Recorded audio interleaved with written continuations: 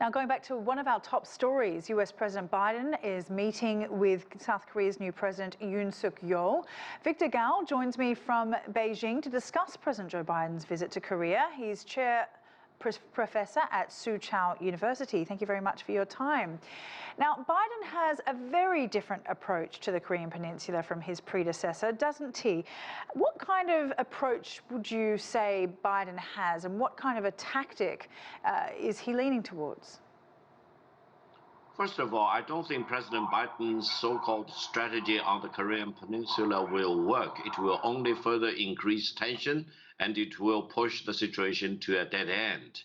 I think if President Biden and the US government are really serious about denuclearization, they need to really play the diplomacy card much more so than confrontation, because DPRK will not cave in to the pressure from the United States. And it is time to re-engage with DPRK as President Donald Trump did when he was the President of the United States, with a focus on real denuclearization by addressing the fundamental reasons why DPRK wanted to possess nuclear weapons and the launch vehicles to start with.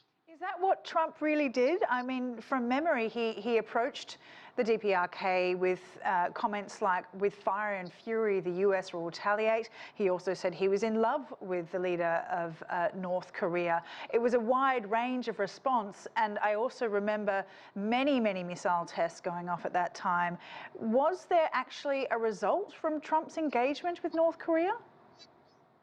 I think what Trump mistakenly moved forward was in the fact that he wanted to play solo. He wanted to have a solo dance with DPRK, as if purely between the United States and DPRK, they can solve the denuclearization problem on the Korean Peninsula. No, the denuclearization cannot be achieved without engaging all the parties involved, including China, because China is a very important part, and no one can disregard the China factor on the DPRK and on the Korean Peninsula. So I think when Trump really just wanted to do it solo, in a solo dance with Mr. Kim of DPRK, the end result should be expected. It will be a failure because DPRK will not agree to denuclearization on the Korean Peninsula.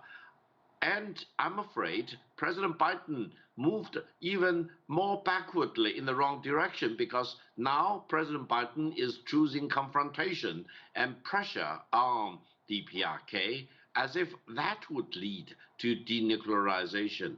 No, it will lead to enhanced tension between ROK and DPRK, greater tension on the Korean Peninsula as a whole, and greater prospect of confrontation in East Asia. This is not good for the American people, not good for the Chinese people. Definitely, this is very dangerous for the Korean Peninsula as a whole. Biden has a multifaceted approach, though, doesn't he? He said that his administration wants a relationship with South Korea to expand beyond just a security partnership. He met at a Samsung semiconductor factory in the name of addressing global supply chain issues. How will this approach reflect on inflation, do you think, especially here in the United States?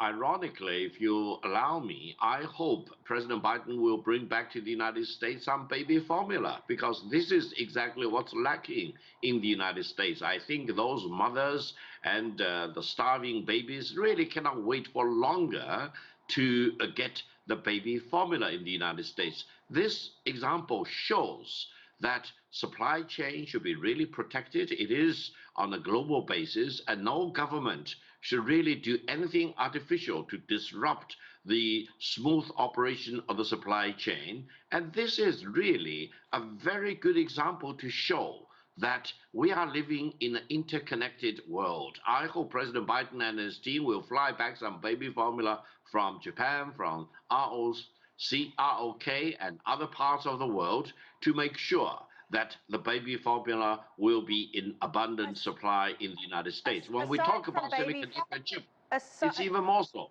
Aside from baby formula, what do you think Biden's goals are in terms of rebuilding economic ties in the region?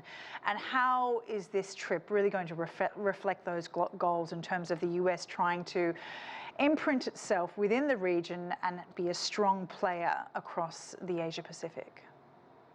I would say if the United States really want to promote a greater engagement and partnership in this part of the world, the United States will always be welcomed.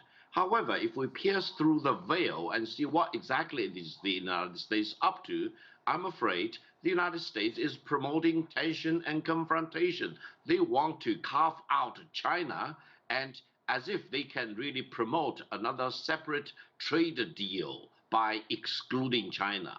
President Biden should be reminded that China is the largest trading partner with Japan, with ROK, with almost all the other countries in this part of the world, and China is the second largest trade partner of the United States. So by excluding China, it will not work. China is a partner to be dealt with on an equal basis, rather than a factor to be ignored or to be excluded. So I hope the United States will choose the right course of action, rather move on a dangerous course of action which will backfire against the interest of the American people. Okay, Victor Gao, thank you very much for your time. Victor Gao, Chair Professor at Soochow University for us there. Thank you very much for having me.